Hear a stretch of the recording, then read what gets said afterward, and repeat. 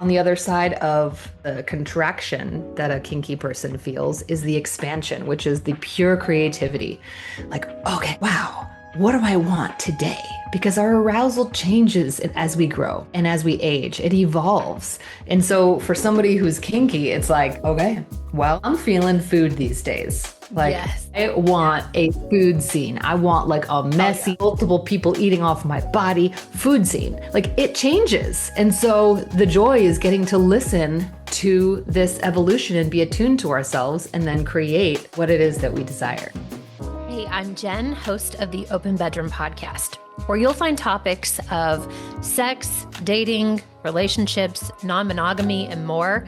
I'm glad you're here. Let's dive in. Welcome back to the Open Bedroom podcast. Today I have Faith on, a somatic sex and relationship coach based in Asheville, North Carolina.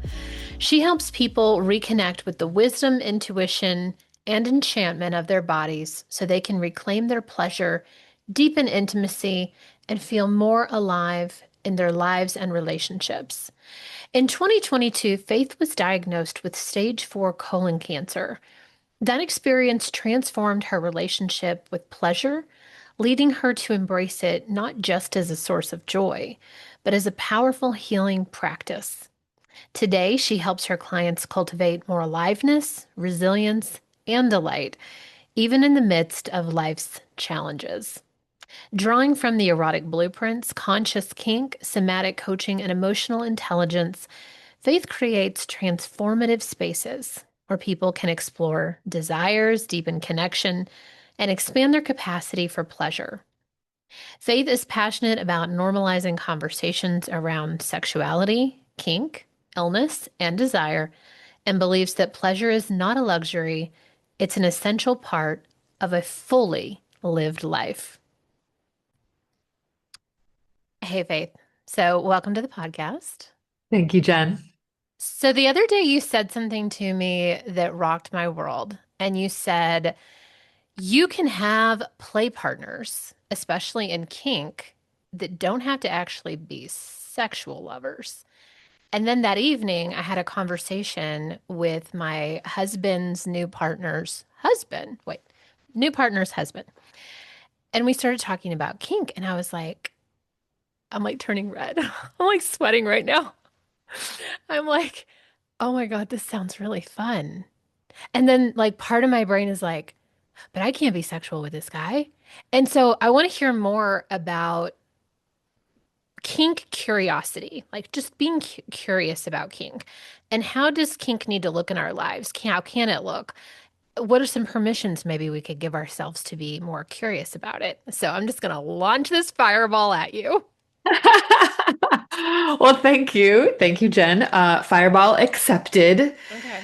Yeah, diving right in, your kinky partners don't have to, like your play partners, they don't have to be lovers.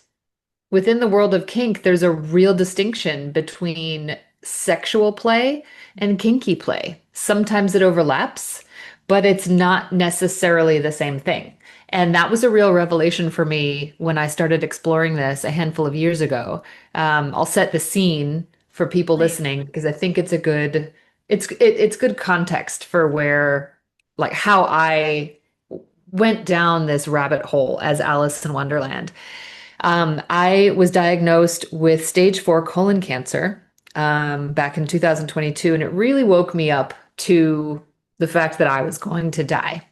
And all of us are going to die listening to this podcast. You are, I am, every single person here. That's just true. Mhm. But the cancer brought it a lot closer. And it really it drew a stark contrast between the way that I was living my life at that point and the things that I had not given myself permission to explore. And it gave me the confidence and courage to say, okay, well, the time is now to explore what I actually deeply desire. And for me, that was the whole realm of kink.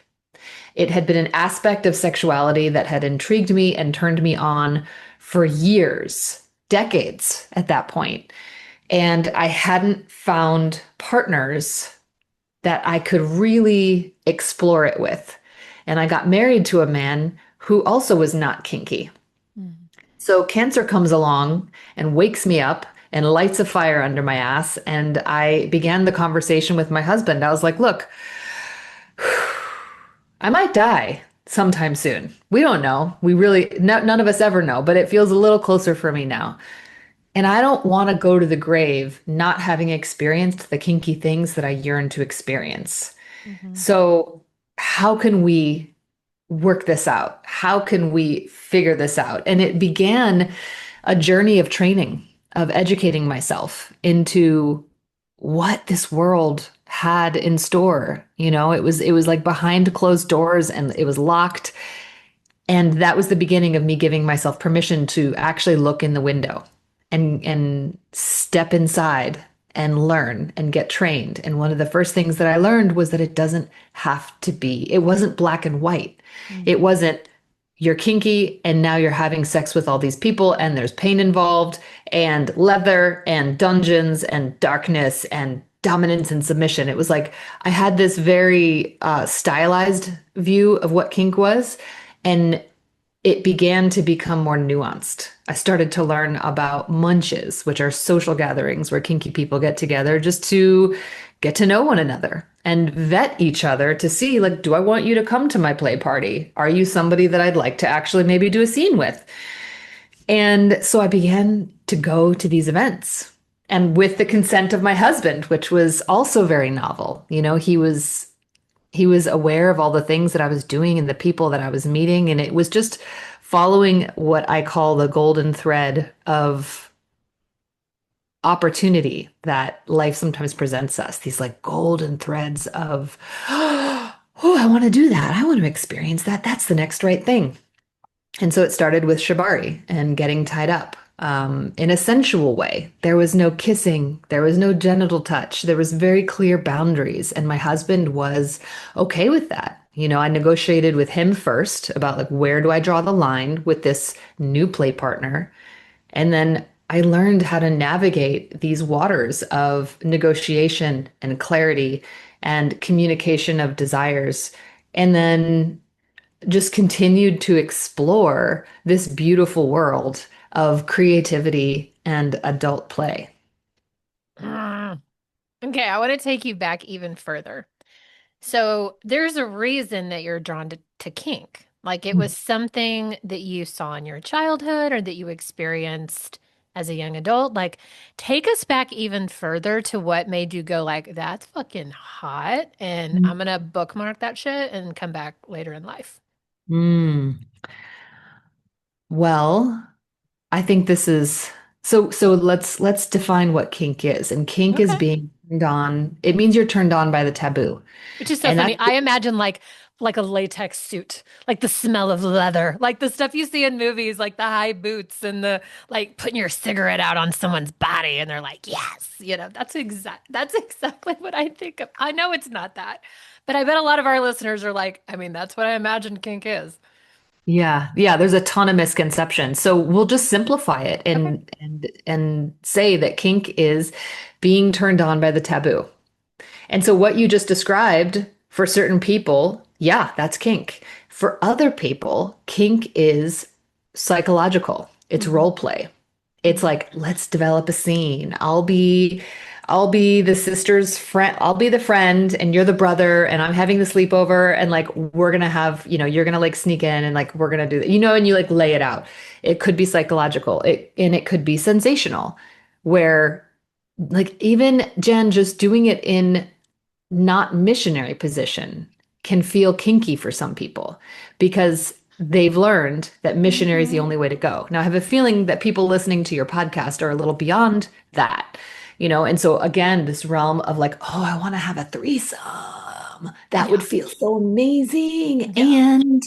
And it feels like not accessible for me and my partner right now, but I Right. still want it. And I'm going to imagine in my mind a third person in the room.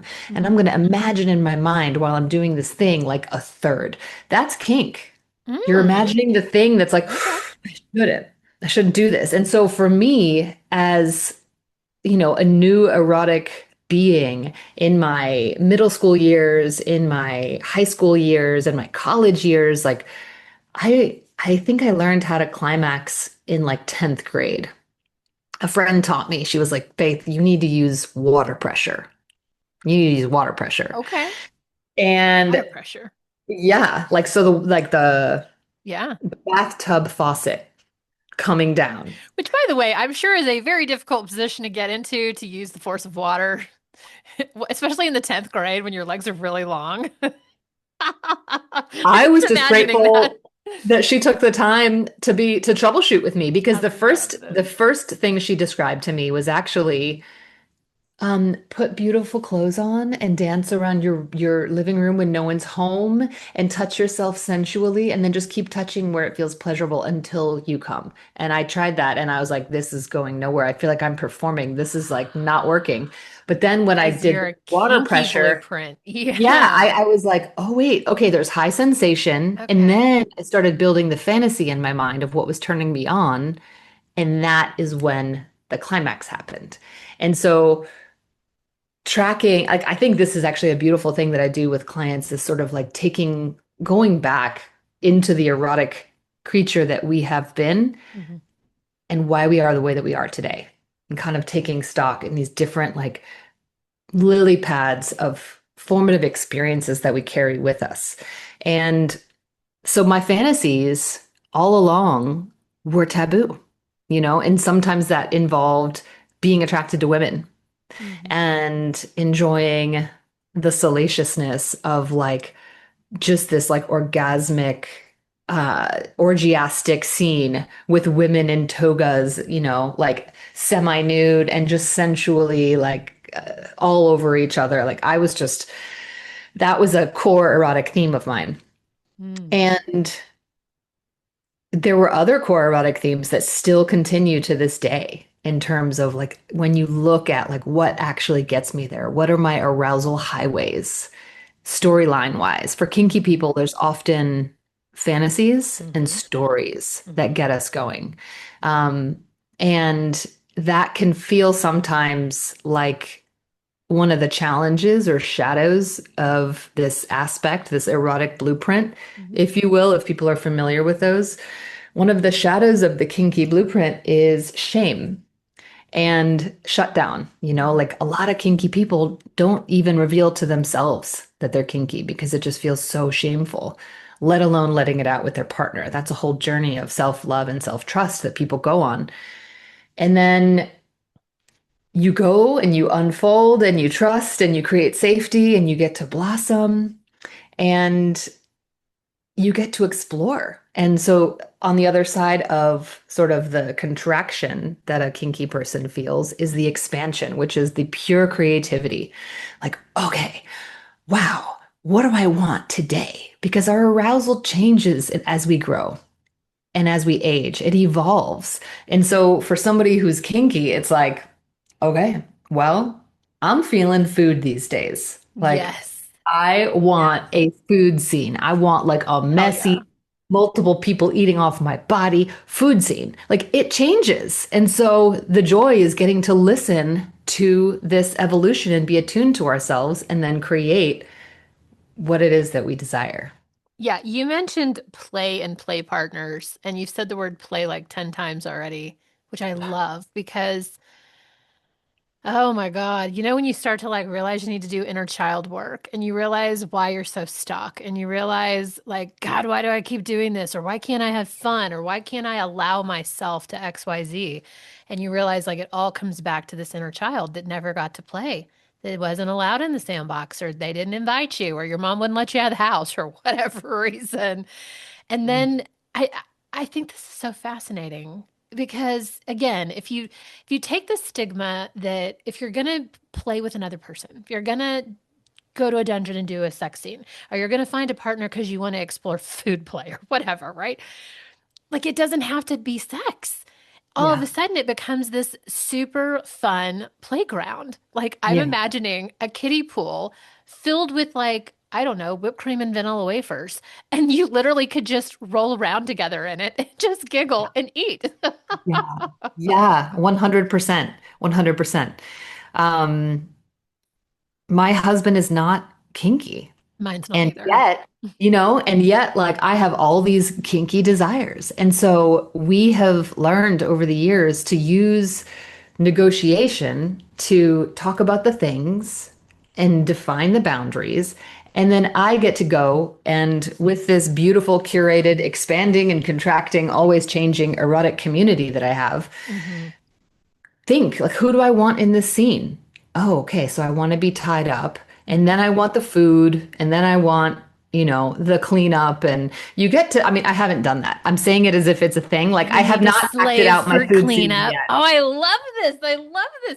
So you're like, okay, Bob. Bob's really, or Dungeon Dave, because they all have like FetLife names, right? They're like, Dungeon Dave is really good at shibari, so he's going to do that. Like, Brenda's really great at making cake. So I'm going to make, have her make me a cake, have somebody lick it off my body. And then like Yeah. Sam the slave who just wants to please and come clean up all the mess in his maid outfit. Like, we're going to invite him to the party too. This is fucking amazing. Oh my I God. know. I need to I do this. mean, you're Because like, I've it's been like you wanting this said. scene so badly, and my husband is like yours. He says the same thing like that. I don't want to pretend. This feels like I'm pretending. And I'm like, you are pretending. Like, that's part of the fucking hotness of this. Like, go buy an outfit. But I understand how there's just some people that are not wired for this. Just like there's not people that are wired for like I don't know, sensual. Like somebody was telling me the other day, oh, they're sensual? Oh, so they're vanilla. That's vanilla sex. And I was like, oh no, sensual can be really fucking hot. And it can very Yeah. much not be vanilla. Would you Yeah. take us through the erotic blueprints? Obviously, you're well versed. And Yeah. maybe like even how did you find that? I know for Yeah. me, I was watching Sex, Love, and Goop, and saw Ian and Jaya in that Mm-hmm. scene with Mm-hmm. that couple. And I was like, holy fucking shit, what is this? Because I'm about Mm-hmm. to be 40 and I've only Yeah. had missionary. So anything Yeah. would have been kinky for me. Yeah. So tell me Yeah. and maybe if you just explain what they are, that would be Yeah. helpful. Yeah, absolutely. And before I answer that, I just want to go back and speak to something Okay. with the food scene and the partner who's not the blueprint that you are, because it's pretty relevant for people listening. Last year, I did a 14-day water fast to reset my microbiome. It was the second round that cancer had come. And so I had another surgery and then did a fast supervised by a doctor. It was like a vision quest in my own backyard. Mm. And it was beautiful. It was profound. And I wanted food. Like my relationship to food became erotic because I wasn't eating it. And so I would literally take my family members' plates and inhale them with my nose. I would stick my nose so close into their food, it was very inappropriate. And I was unapologetic about it. And I would watch food porn, like Korean people slurping with ASMR sounds of them eating these like fried, crunchy things. I was like in this erotic experience with food. And I created in my mind a scene where I would have food all over my body and everybody would be eating it off of me, including my husband. And I pitched it to him. Uh-huh. And I said, John, would you be willing to do a scene like this? We can craft who does what, where, Hmm. and who doesn't do what where, and like what you do and your boundaries are different because you're my husband, and so it could be a little bit more genital, for example. um and he was down for it. The funny thing is that when I started eating again, that taboo, like food, disappeared. Yeah. It went away, so Hmm. like the desire just sort of dissolved into the ethers. Hmm. But we talked about it and he was actually on board. And so I think that's the beauty, to be able to create relational safety with your partner so that all things that are true and real get to be placed face up as if you're playing cards. Like you don't have to hold your cards so close to your chest. You can put them face up together and let yourself be seen and known and collaborate with your partner, even if it stretches them a little bit or even if they say no. Hmm. This is part of being in relationship, this level of honesty and intimacy that we get to share with each other. So Yummy. I just wanted to share that story before I dive into the blueprints. Okay. Um, there are 5 erotic blueprints, and Jaya created them. The first one is, well, I guess before I go in deep, um, we change our blueprints over the course of time. They're like personality types, like archetypes for who we are. And it's natural for us to embody one archetype primarily and then another blueprint sort of secondary, like all of them factor in. So we are all of these, and the ratios change over time. So I might, when I first took the quiz, I was a kinky shapeshifter. And once my kinky blueprint got fed and filled, other blueprints were able to come online and be like, me, you know? And so I don't want people to hear these blueprints and be like, this is static. This is just who I am and how I am. Like, since I learned about the blueprints, probably 7 years ago, my husband shifted from being a sensual to an energetic. And that's been an interesting journey to watch. So the five blueprints each have their own superpowers and expansive capabilities, and also their shadows, the ways that they contract. And so the energetic is the first one, and the energetic is turned on by the tease, by the approach, by these are your highly sensitive people, your demisexuals, your people with responsive desire, possibly. And this is all sex coach talk, but hopefully you guys are tracking me. And energetics are very sensitive. They're like the world is very loud to an energetic. And so energetics like things intentional.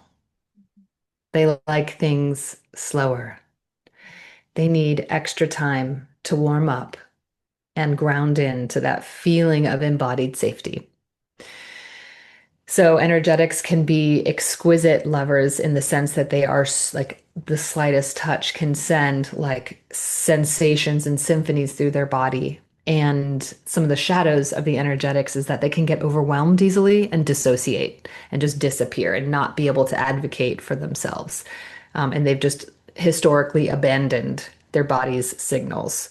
So for the energetic, it's really staying in touch with who they are in the here and now and staying embodied and communicating with their partner. The sensual is the erotic virtuoso. They love smells and candles and beautiful lighting, and the feeling of the sheets matter. And this is just the person who really, like top to bottom, creates a beautiful erotic experience. And this is the five sensory expansive lover. Some of the challenges of a sensual is that they're in their heads. They live in their heads a lot. And it's hard for them to transition from being productive and in go mode into erotic mode. And so they need a intentional on-ramp to be able to get there. When they're stressed out, sex is the last thing on their mind, or intimacy is the last thing on their mind. And they need to relax and downregulate their nervous system in order to want to be erotic, which can be frustrating for their partners if they don't know that that transition needs to happen. So they need to be relaxed in order to be turned on. And the sexual blueprint is next, and they're kind of the opposite of the sensual. The sexual blueprint goes from 0 to 60 arousal very quickly. High focus on genitals, erogenous zones, passion. Like, let's just fucking do it. Let's tear each other's clothes off. I'm gonna like pick you up against the wall. I'm gonna spread your legs. I'm gonna put my face between your thighs immediately. Like, the sexual is just here for it and ready to go. So their enthusiasm is their superpower, their stamina, their desire. Sometimes they feel insatiable. They use sex to relax. So if they're stressed, sex is a release valve, and that can be very helpful to know. Sometimes that feels like, if you're partnered with a sexual, it feels overwhelming, depending on what your blueprint is. To be like, oh my gosh, you want it again? And the sexual is like, yes, I fucking need this. Like, I need air. Don't you get it? Like, this is so necessary for me. I'm a sexual. Yeah. My husband came in here and started hugging and petting me, and he had just fucked me this morning and last night and yesterday morning. And I was like, I need you to get out of my office. Like, I'm so fucking turned on. Like, and he's like, I just want to hug you because he's the sensual. He's the sensual energetic. And he's like, I just need to feel your energy, Jen. And I'm like, my energy is really turned on and I'm working. Goodbye. But so Wow. what did you say what's the shadow The of the shadow of the sexual is that they go to the waterfall so quickly.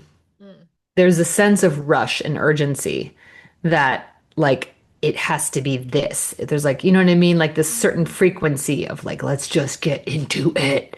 And there's an inability to like soften and enjoy the moss on the way to the waterfall, for example. Yeah. And then the next blueprint is the kinky blueprint. Mhm. And these people are turned on by the taboo.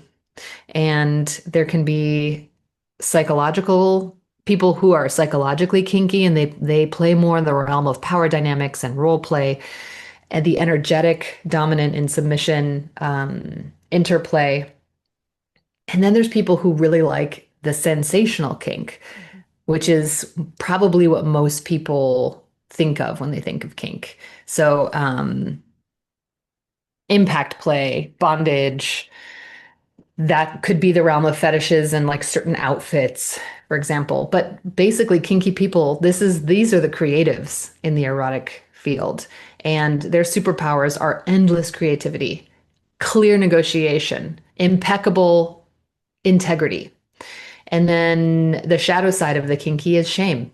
There's something wrong with me. There's something wrong with my desires. I don't know how to like allow you to see me because I think that if you actually saw me, I would be abandoned, I would be rejected. I would like there's this real threat of like something I will be ostracized if you knew this. So the shame is real. Um, and the last one is the shapeshifter. And the shapeshifter is somebody who embodies, as you can imagine, all four blueprints. They have all of the superpowers and they have all of the shadows.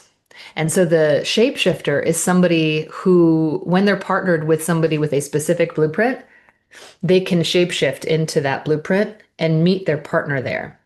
But then they have all these other aspects of who they are that don't get fed unless they've done the work and trained and expanded their capacity together.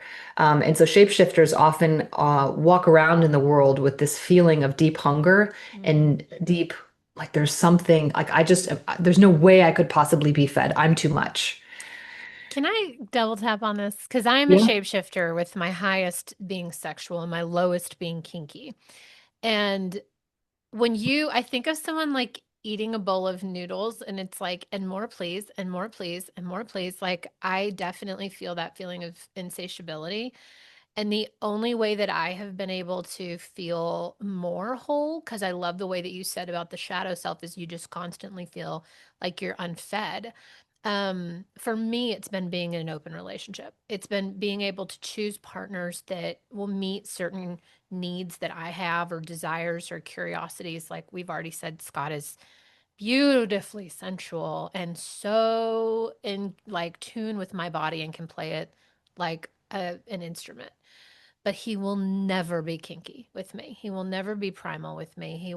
He doesn't care if I wear an outfit. Like I do that for me. There's so many things that for me make up sex and make up like my ability to want to show up and to bring an energy into the bedroom that are completely like don't matter to him at all. And so I'm really grateful. I have a girlfriend named Steph who the my listeners have heard me talk about her for the last almost 4 years. But she's my primal. She is very kinky, and I can come to her. And right now, we're creating a scene with Catholic schoolgirls, and my outfit finally came in this morning. I'm very excited about this. And so she's given me this place to really feel safe Mm. to literally be a lion in a room. Like, get to have panther energy, get to have snake energy. What the fuck does any of this mean? You don't need to know unless you're there. Like, you will figure this out one day, I'm sure, if you let yourself play enough. There's so Mhm. much inside of us that wants to come Mhm. out. And Mhm. for a shapeshifter, for anyone's listening, if you're like, I think maybe that's me, like I need all of this to feel like and it's not, oh, I'm finally full. It's like gushing and overflowing. And for me, sex is love. Like that is my deepest core blueprint. And when you have sex with me, I feel so fulfilled. Like everything, nothing could go wrong. I am the happiest mother, the happiest wife. Like me well fucked is a very happy Jen.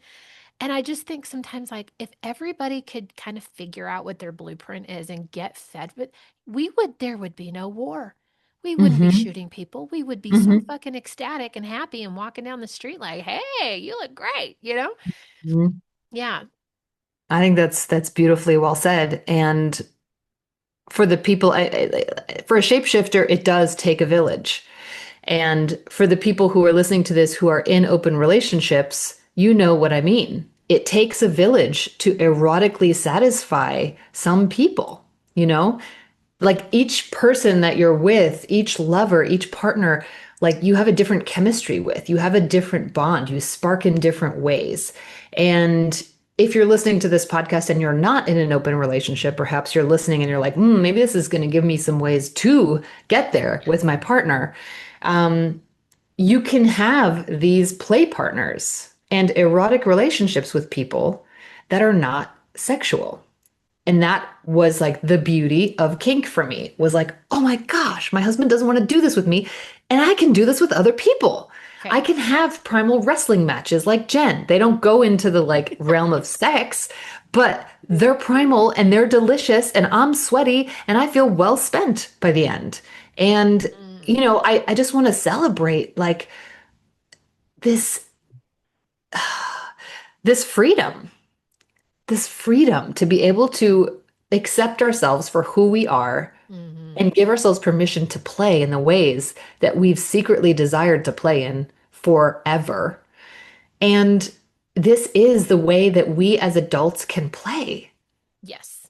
Million It's percent. it matters. It matters. And I think as the world becomes more and more digital and more AI focused, this three-dimensional in the here and now with another human being play, negotiation, communication, physical sweat, smells, tastes, like this is where the juice is. Literally. Yeah. So, like, I want to stop here and just go, like, and how? I have a few friends. Well, I have one specific one that I'm thinking of who's basically like lying to his wife about who he is. He's never told her his full kinky self or expression, what his needs are, and he's married. And I'm like, okay, I know 100 of these guys because they're in my Instagram the Open Bedroom podcast going like, my wife won't have sex with me anymore. My wife won't even speak to me anymore. How do I get my wife to allow me to, try XYZ? And so how do you even start? Like, I know if you're single, you're like, oh, hell yeah, cool. I can go try all this stuff out. But like, if you're Mhm. married to somebody like you were, right? And you're like, okay, how do I negotiate this? What are next steps? How do I Mhm. find a play partner? Like, lead Mhm. us through the journey of the jungle of all of this, please. Yeah. Yeah, it is a jungle. It is a jungle. I'll begin by saying I created a group coaching experience for people to go on this journey. It's called Kink Curious, and it takes people who are in that stage of their sexuality where they're like, oh, I just want more. I know there's more. What is it? And I don't know how to get there. And I don't have the key to the kingdom, but I can sense the kingdom. I know it's there. This is the course that guides people safely and confidently and warmly and in a playful way into the world of conscious kink and BDSM to be able to access it and have the levels of play that they've wanted to have, whether it be actually with play partners and lovers that they are sexual with or platonic play partners. Um, it is a jungle. There are pitfalls, there are risks, and we talk about that in Kink Curious. I give people the tools that they need in order to navigate this world and enter into these communities because there are entire communities out there of people who are practicing this and who have practiced it for decades. Um, you had another question in there. Yeah, I think. Okay. So you gave a litany of people who are like, how do I bring this up with my partner Yeah. when it just feels, I mean, this is exactly that shame that we're Yeah. talking about. Faith, if we're like, my husband just looks at me and he sees like a mom who like the soccer mom that drives the kids around. She's a lady that goes to Walmart and picks up the groceries for the house. She cooks our meals and folds our underwear. And that's all you've shown your partner. How the fuck are you going to have this conversation? It's like, actually, I really want to be bound and spanked. Like, how do you Yeah. get from A to B is my question. Yeah. Yeah. So this is the journey that people who are on like a sexual reclamation healing journey, this is the journey that we take. It's not it's not easy. It's not So you don't quick. spring it over like a date night. Nope. Nope. I'm setting context to this is an endurance, like this is a hero's quest. Okay. People who are in that position, like you're Frodo in Lord of the Rings, Oh God. and you have a multiple hours of a movie journey, epic journey ahead of you. You know, like I wasn't ready to full like I think there's a couple stages to this journey also. And the first stage is coming into a place of acceptance in yourself of who you are and what you deeply desire. The journey begins with you. You trusting yourself and letting go of the shame, melting the shame, and just coming in to your own sovereign, beautiful, erotic power. That's the beginning arc that I take clients on when we do one-on-one work, is really them beginning to just own and step into this erotic truth Mhm. that they have been hiding. And once you get to that level of acceptance, then then you're ready to bring it to your partner because you're not bringing it to your partner cloaked in shame and self-doubt and inadequacy and insecurity. You're bringing it to your partner with a sense of wholeness and confidence and self-trust. And this is who I am. And I don't have answers, you know, like it's a conversation. It's not a ultimatum that you bring to your partner. I feel really vulnerable about this. And I've actually been doing a lot of work behind the scenes to be able to say to you, like, sex deeply matters to me. And the fact that we haven't been having it hurts me in a way that I don't know that you may ever understand. But I crave sex. I crave you. I want more. And it feels like something's missing. Like whatever the true words are for you, you get to say it. And you're saying it from a point of wholeness versus like a place of brokenness. So I Mhm. think the first chapter of that journey is the inner healing that we do to be able to just love and accept ourselves as we are. For me, it was burning away the shame that what I liked was somehow wrong. What turned me on was um, shameful. And I know that what turns me on doesn't turn my husband on, Mhm. but that's okay. You know, like we can talk about that and figure out ways to come together that work for both of us. And and so once you have that self-acceptance, that self-love, that self-trust really embodied, like this is the somatic, like I'm a somatic sex and relationship coach. And the somatic piece is that we feel in our bodies whatever the expansion is, whatever the truth is. It's not just in our heads that we've cognitively talked about it. We embody our truth. Then we sit down with our partners, and it's helpful to set the stage. Hey, babe, I want to have a vulnerable conversation with you. When would be a good time to do that? Can you help me figure out when works? Is it when the kids are in bed? Is it on Sunday when they're with grandma? Like it's this is a tough like you can say it however it's true. This is a tough one for me. Or I want to create a private space for us. You set the container so that they know that something's coming and you can like reassure them like I'm not this is I'm not about to spring something crazy on you, but I want to have a heart to heart Yeah. with you. And then once the container is set and you have that private space where your partner knows like they want you want a heart to heart, you get to share. And I think one of my favorite quotes that's applicable here is when all is understood, all is forgiven. And so and every man, every woman is a volume. if you know how to read them. And so you're basically sitting down and inviting your partner to look behind the curtain. It's vulnerable, to know you, to see you, to see what you've been going through, the pain, the challenge, the desire, the rejection, just the truth of it. And this process can be hard for people to be able to have this level of emotional truth telling. A Mhm. lot of people aren't trained to do it in a way that's not blaming or shaming or coming from a victim place. So it can feel overwhelming. It can feel a little bit messy. That's what great couples coaches are for, to have somebody else hold you in a contained way as you guys go through this journey together. Awesome. Well, at least there's a map, and I'm glad you can lead people through the jungle. Yeah, I can only imagine that conversation where you're like, I've been lying to you for the last 22 years of my, or whatever, Mm, 13 years, 7 years, 5 years. yeah. Oh, I bet it feels so good though when you get to the other side and like your experience where your husband was like, "Okay, you want to be tied up by people? That's not me." hmm Okay.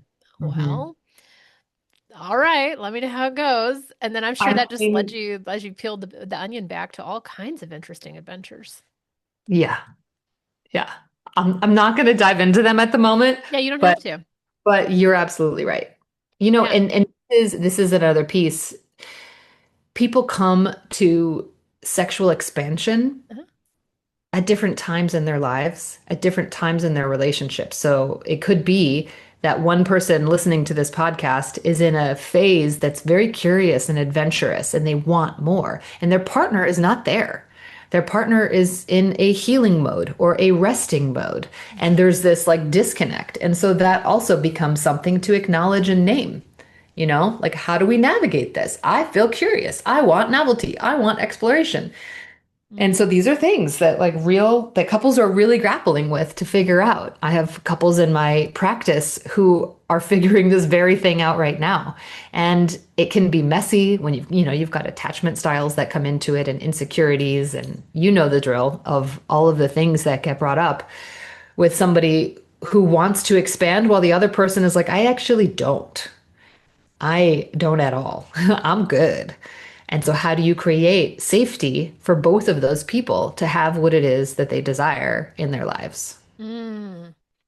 And to teach that it's healthy to have individuality. Like, you don't have to co-create your entire life with your partner if they choose to just hang out or they're kind of stuck in this loop of trauma and healing and whatever, and it's going to take them 10 years to get out of it.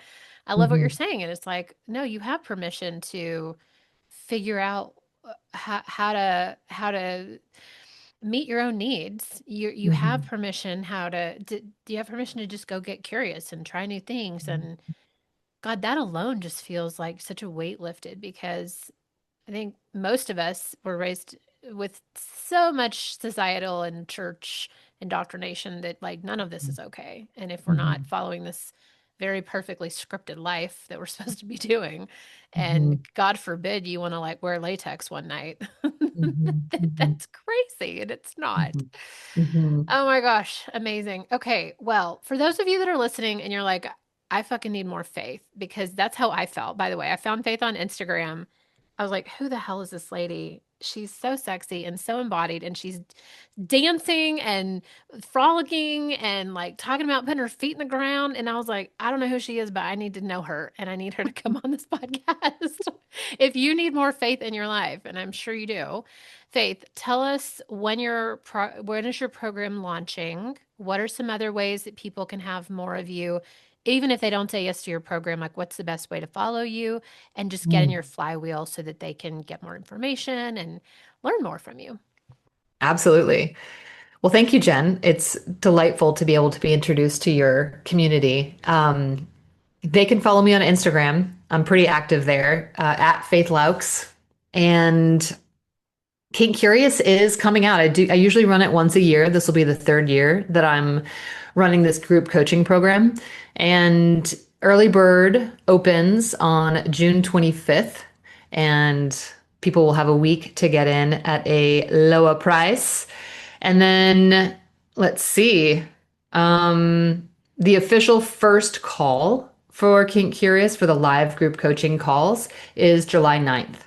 So people can go over to my website, faithlaux.com, to get all the information and dive into the things. I coach individuals and couples in their erotic journeys of expansion and adventure as well. So if people are like, oh, I don't want the group, but I do want the one-on-one, that's also available. And happy to connect with people and see if we're a good fit. Awesome. Fantastic. Well, this class sounds amazing. I think group coaching is so much fun because you learn so much from all of the people that are there.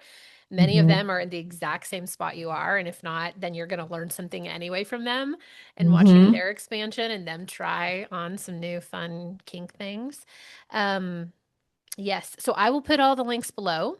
First off, you guys go follow her on Instagram. It is a freaking pleasure every time I see her show up in my feed. Two, I'll give you the early bird link below. Will that link just transition to regular pay once the early bird's over? Okay, cool. So the link Yes. will stay the same if you're listening to this a year later. Know that Faith will probably run it again. Maybe, Yes. maybe not. I don't know. Maybe it'll transition to Yeah. something else.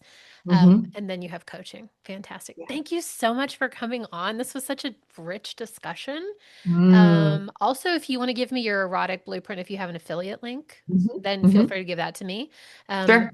for you guys that haven't done it, and I know I've talked about it a million times on the podcast, but probably not in the last year, make sure that you do the paid version because the freebie only gives you your top blueprint. Mm. But if you do paid, you can see like, oh, I'm highest in these two. When I did mine, Kink was at the bottom, and I kind of looked at it as like, oh, I need to be good at everything. And like, oh, what if I just focused on kink a little bit? Could I raise my score? Could I get a little savvier?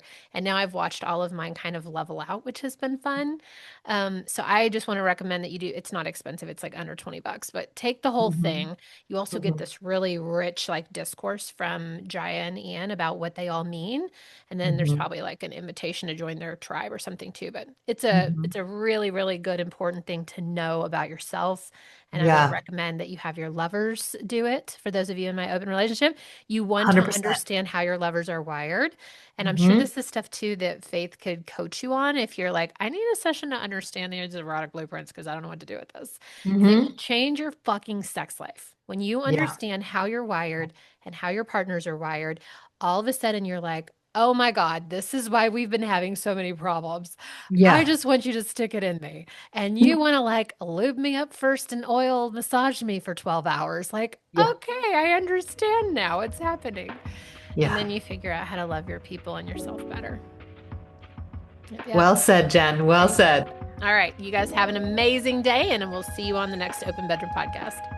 Thank you for listening to the Open Bedroom podcast. If you enjoyed today's episode, go ahead and give us a like and click subscribe below and stay up to date on all the new episodes that we release. If you have a topic that you'd really like more information on, leave us a comment below and we'll see what we can do. Feel free to share this podcast with all of your friends and especially your partners. This is a great way to open up some amazing conversations. We'll see you next week.